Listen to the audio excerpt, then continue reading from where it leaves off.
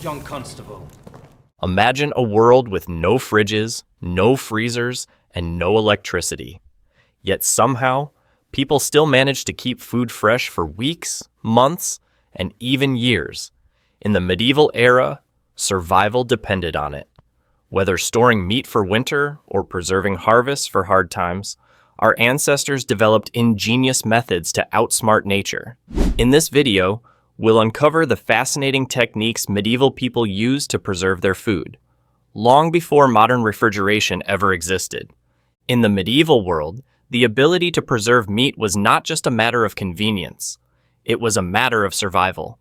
Among the many methods developed, none was more vital, widespread, or powerful than the use of salt.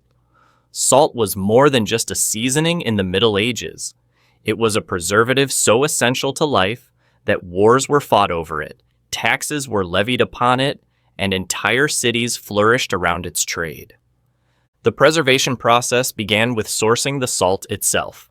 In coastal regions, sea salt was harvested through evaporation, using shallow pans where seawater would slowly dry under the sun.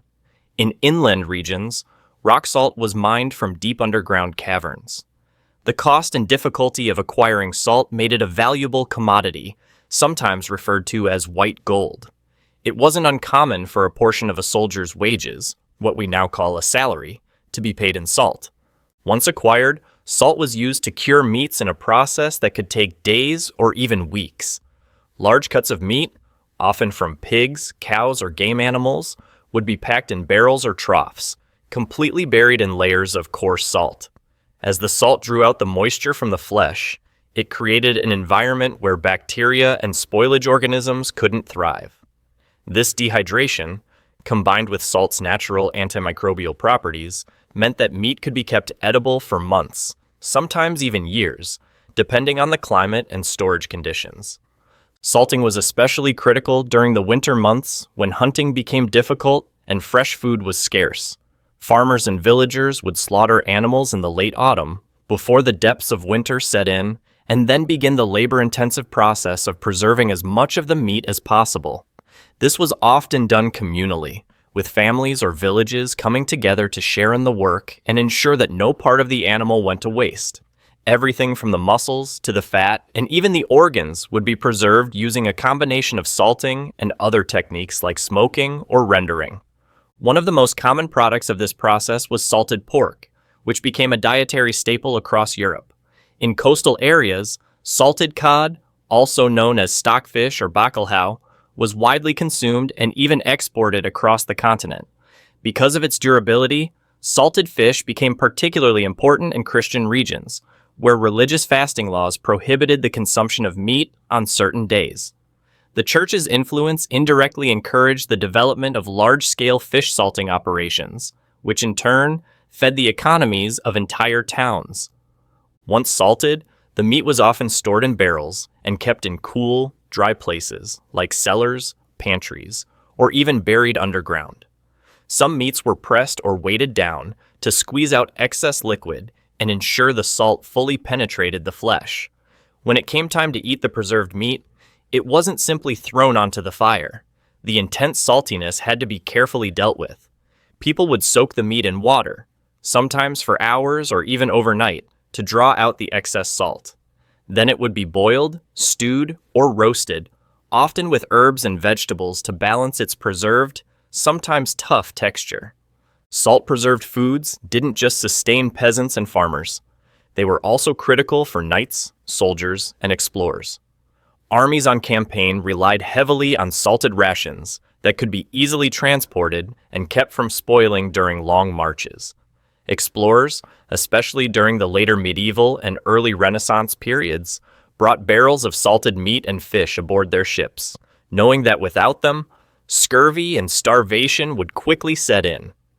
The strategic importance of salt even reached the highest levels of power. Monarchs and lords controlled salt mines and levied heavy taxes on its sale and transport. The French gabelle, a notorious salt tax, became so hated and oppressive that it would eventually become one of the many grievances leading to the French Revolution centuries later. But in the medieval era, it was accepted as a necessary part of life. because without salt, there could be no survival. In many ways, salt was the unsung hero of medieval life. While modern society often takes preservation for granted with refrigerators and freezers at our fingertips, medieval people had to think ahead, plan for scarcity, and master the art of using nature's resources wisely. Salting was not just a food technique, it was a way of life. A life preserved, quite literally, grain by grain. In the medieval world, where preserving food was both an art and a necessity, smoking stood out as one of the most effective and culturally significant methods of keeping food edible for long periods. While salting dried out meat and killed bacteria through dehydration, smoking added an extra layer of preservation by infusing the food with chemical compounds from the smoke itself. It wasn't just about keeping food from rotting, it was about transforming it into something more durable, more flavorful, and often even more revered. The process of smoking food was typically the next step after salting. Once meat or fish had been cured in salt to draw out its moisture, it would be hung or laid in a smokehouse, a simple structure built specifically to funnel smoke around the food without exposing it to open flames. These smokehouses were often located near kitchens, outbuildings, or even built into the homes of wealthier families. Inside, hooks or wooden beams would support slabs of meat, sausages, fish, and even cheese, suspended over smoldering fires made from carefully chosen wood.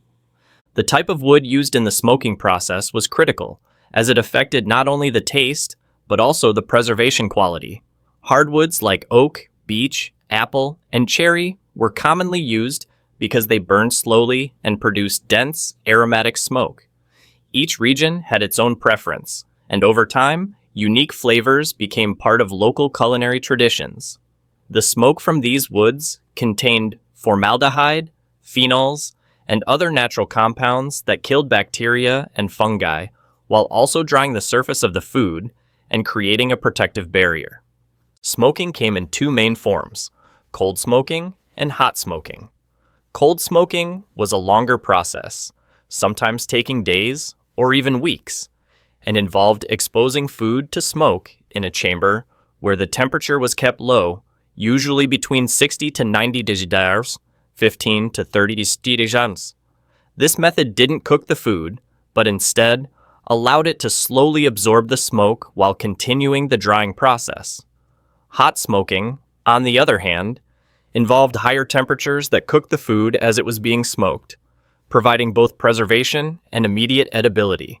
One of the most commonly smoked foods was pork, especially bacon and ham. After a thorough salting, sides of pork would be smoked until they developed a deep color and rich aroma. The resulting meats were not only preserved for months, but they also carried a powerful, savory flavor that became highly desirable. In fact, smoked meats were often seen as superior to fresh ones, not just for their longevity, but for their taste and the effort involved in their preparation. Fish was another prime candidate for smoking, particularly in regions near rivers and coasts. Eel, herring, salmon, and cod were frequently caught in abundance, and because fish spoiled quickly, smoking offered an essential solution. Smoked herring became a staple in Northern Europe, and in some areas was so common that it became known as the poor man's meat. Yet despite its accessibility, smoked fish remained a valued part of the medieval diet for all classes. Smoking was not limited to meat and fish. In some regions, cheeses were lightly smoked to enhance their flavor and shelf life. Even certain vegetables and spices were exposed to smoke, though this was less common. The versatility of smoking as a preservation method made it indispensable in a time when spoilage could mean starvation and waste was unaffordable. Beyond practicality, the act of smoking food also carried social and cultural significance. The smokehouse was a place of gathering, where families and neighbors might come together during preservation season. The labor-intensive nature of smoking, monitoring fires, rotating meats, managing wood supplies, meant it was often a communal activity. It was during these long hours that stories were shared, knowledge was passed down, and traditions were reinforced. In this way, smoking wasn't just a culinary technique. It was a deeply human ritual, part of the rhythm of medieval rural life.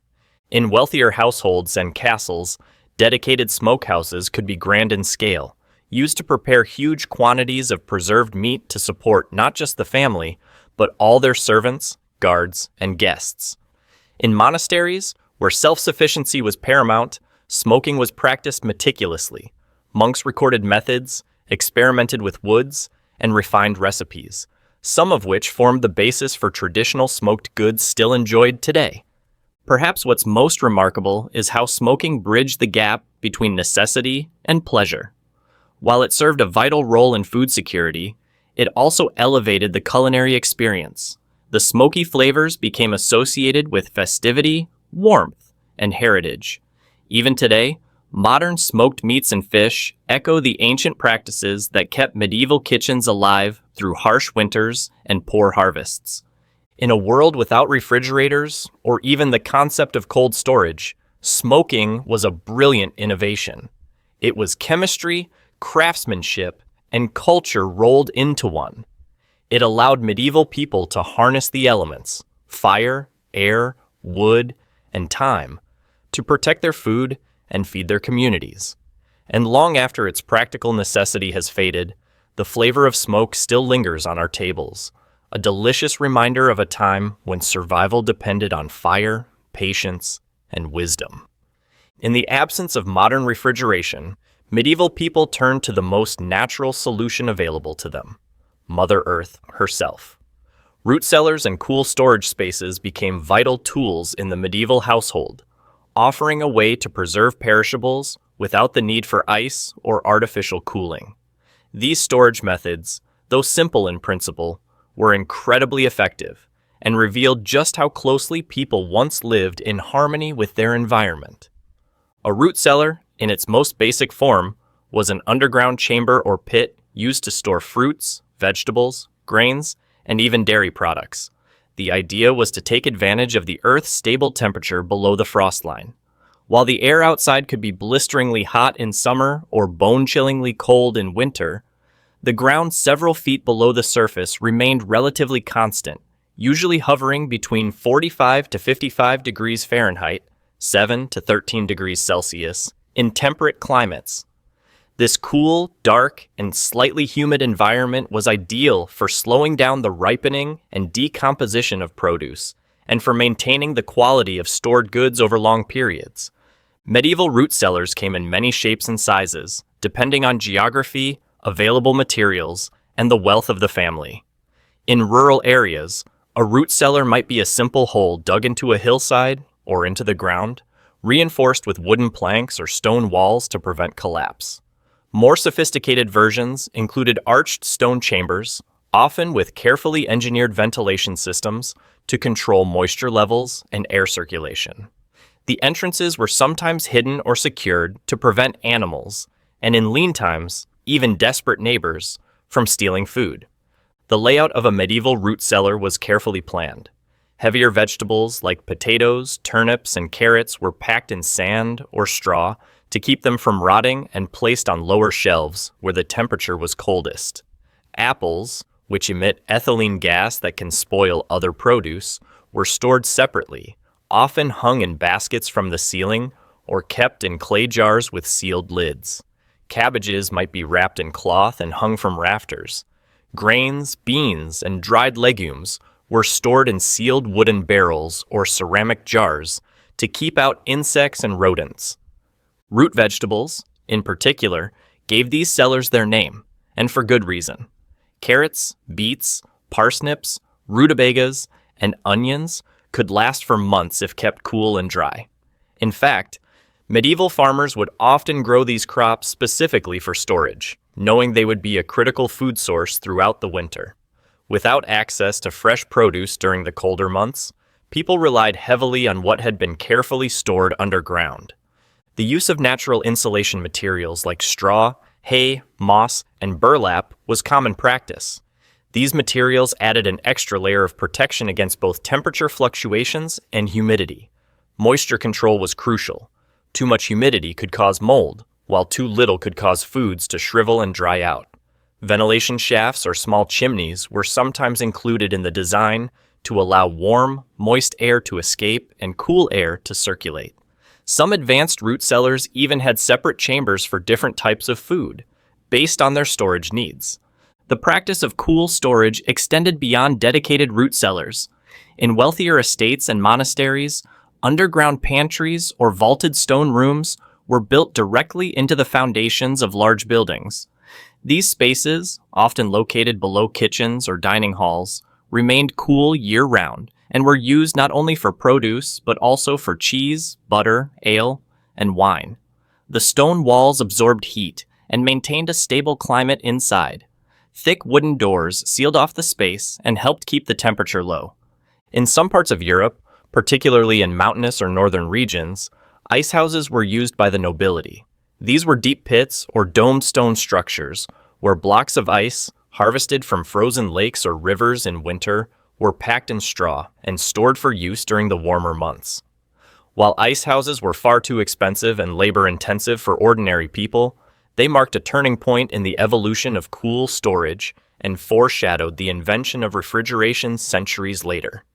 Despite the simplicity of these storage solutions, they required knowledge, skill, and careful management. Timing was everything. Harvests had to be brought in before the first frost, and root cellars had to be stocked in a way that allowed easy access without disturbing the rest of the produce. People needed to know which crops stored well and how long each would last. Regular inspections were necessary to catch signs of spoilage early. One rotten apple, after all, could ruin an entire batch. The root cellar was more than just a storage space. It was a symbol of preparedness, foresight, and the ability to endure scarcity. In medieval times, winter was not just a season. It was a test of survival. A well-stocked cellar could mean the difference between a family making it through the dark months or facing hunger and malnutrition. Even socially and culturally, the root cellar had significance. It was often the domain of the matriarch, the keeper of the home, who managed the stores and rationed food throughout the year. Recipes and storage techniques were passed down from generation to generation, often orally, forming an unbroken chain of survival wisdom. Children grew up watching their elders sort and stack vegetables, learning not only how to preserve food, but how to preserve life. Though today we rely on electric refrigerators and global supply chains, the lessons of the root cellar remain deeply relevant. It reminds us that true sustainability begins with an understanding of nature's cycles and a willingness to work with them. In the quiet earthen chambers of medieval root cellars, we see not just the ingenuity of the past, but a powerful example of how simple, natural methods can sustain entire communities through even the harshest of seasons. In the medieval era, long before refrigeration or artificial preservatives, one of the most ingenious and reliable methods of food preservation was pickling and fermentation. These ancient techniques were not only practical but also transformative, turning fresh, perishable food into flavorful, long-lasting staples that became essential to the medieval diet. Pickling and fermentation weren't just survival strategies. They were a deeply rooted part of the culture, medicine, and cuisine of the time.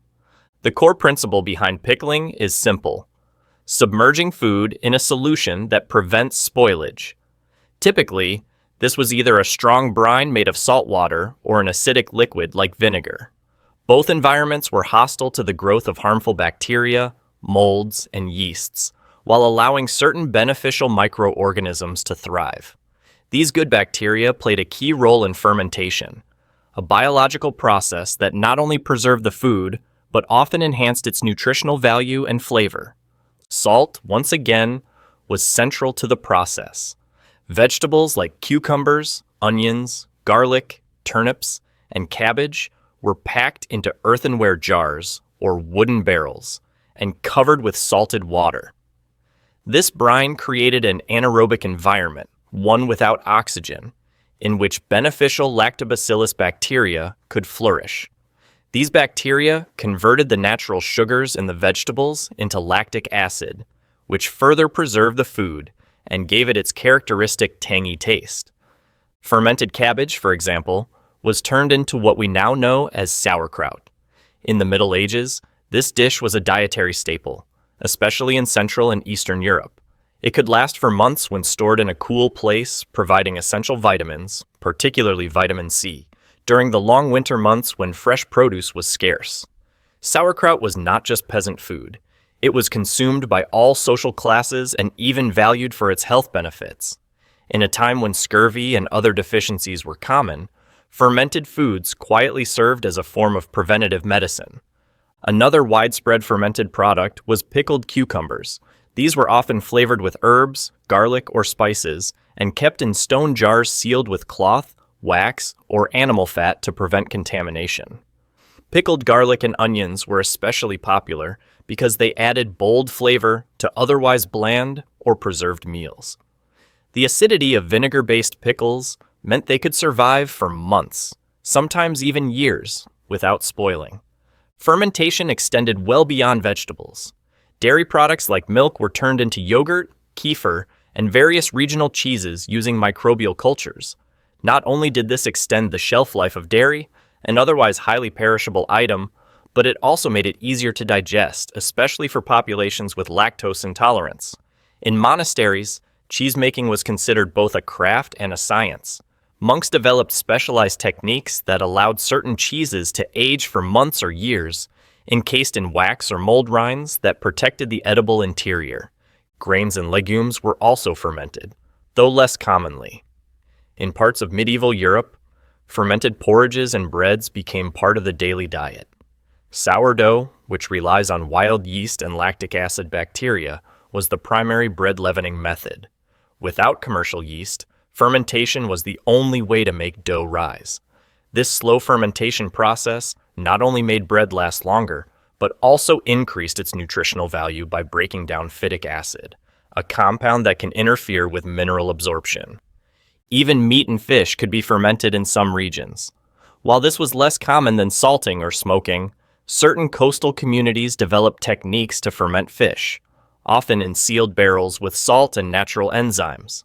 The result was a pungent, preserved protein source that could be stored for extended periods. Though the smell might have been strong, such foods were deeply appreciated in areas where food scarcity was a constant concern. Fermented and pickled foods weren't just for sustenance, they were also seen as a form of medicine. Medieval medical theory, based on the balance of the four humors, blood, phlegm, black bile, and yellow bile, often prescribed fermented foods to restore equilibrium within the body. Pickled items were believed to stimulate digestion, cleanse the blood, and even ward off illness. Vinegar itself was used not just as a preservative, but as a tonic, disinfectant, and ingredient in numerous home remedies. Pickling and fermentation were also deeply seasonal activities, tied to the cycles of the agricultural calendar. As summer gave way to autumn, households scrambled to preserve as much of the harvest as possible. Root vegetables were cellared, but fruits and vegetables that couldn't be stored whole, like cucumbers, green beans, plums, and even apples, were pickled. This was especially important in preparing for winter, when fresh foods would become increasingly rare. The process of fermentation was often a domestic, female-led practice. Women were the primary keepers of food knowledge, passed down through generations. They knew which spices to add to help with preservation, how long to let something ferment, and how to spot signs of successful or failed batches. Entire family traditions and regional recipes were built around these practices, becoming part of the community's identity. The act of fermenting and pickling was more than food science. It was heritage. Storage of fermented goods was equally important. Most were kept in dark, cool places, such as cellars or pantries. Jars were often sealed with layers of cloth, tied with string, or covered in wax or tallow. Some methods involved creating a thick layer of oil or melted fat on top of the liquid to block out air, forming a protective seal. Fermented products were labeled and dated so they could be consumed in the right order and at their peak flavor. While today we associate pickling with crunchy snacks and gourmet side dishes, in the Middle Ages, it was a vital part of daily life. It allowed people to eat a variety of foods, even when snow blanketed the fields and the markets stood empty. It ensured a supply of essential nutrients during lean times, and it added flavor and complexity to otherwise monotonous meals. In essence, Pickling and fermentation were quiet miracles, ancient alchemies of salt, water, air, and time. These techniques captured the abundance of summer and autumn, preserved it in jars and barrels, and made it last through the hunger of winter. Without them, survival would have been uncertain. With them, medieval people didn't just endure the changing seasons, they thrived, nourished by foods that were as practical as they were profound.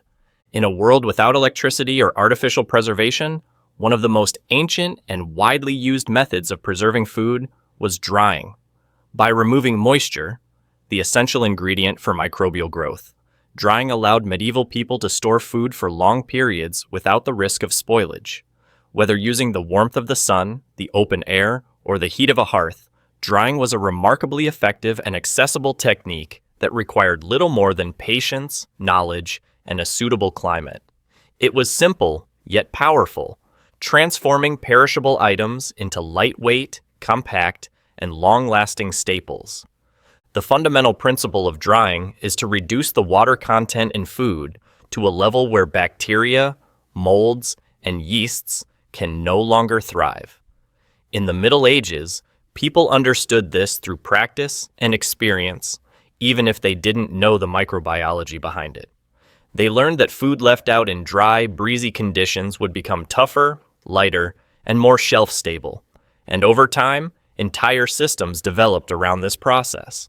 Drying was used across nearly every food group.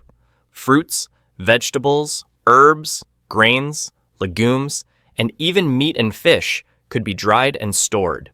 The methods varied depending on location, climate, and resources, but the goal was always the same: to preserve the harvest and avoid waste. Fruits were among the most popular items to dry. Apples, pears, plums, grapes, cherries, and berries were sliced thin and spread out on wooden racks or woven mats to dry in the sun.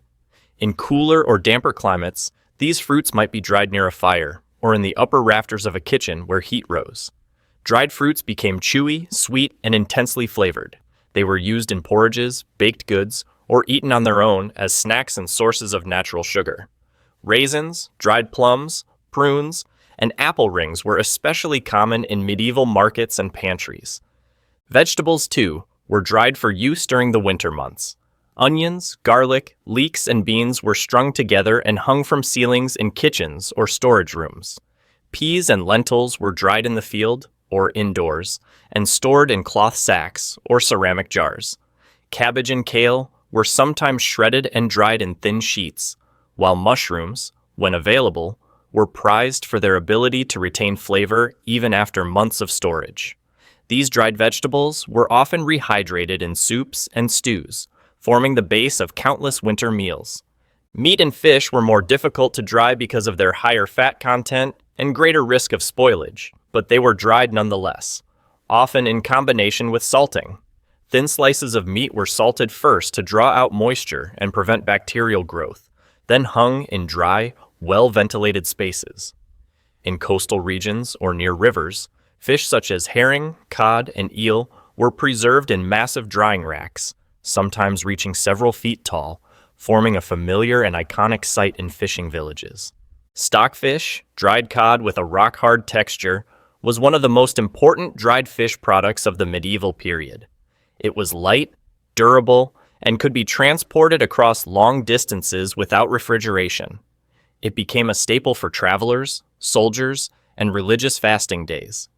Before consumption, it was soaked in water for several days to rehydrate and soften it, then boiled or stewed.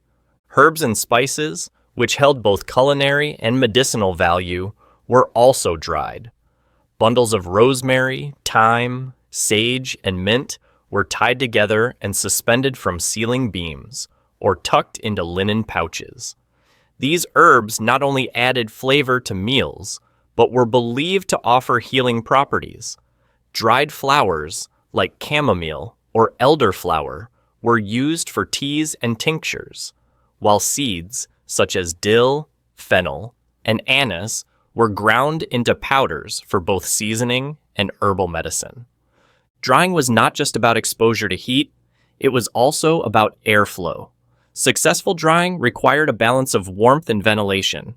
In many medieval homes, food was dried in the upper stories or attic spaces, where the air circulated freely and smoke from the hearth provided a steady, dry heat. In warmer climates, foods could be sun-dried outdoors, but care had to be taken to protect them from insects, animals, and sudden rain. Simple coverings like thin cloth or mesh were sometimes used to shield food while still allowing air to pass through. The process could take days or weeks, depending on the food and the conditions. People had to be vigilant, checking for signs of spoilage, rot, or insect damage. Once dried, foods were stored in containers that protected them from moisture, clay pots sealed with wax, leather bags, wooden boxes, or woven baskets lined with cloth. Storage was typically done in cool, dry places, like root cellars, pantries, or granaries.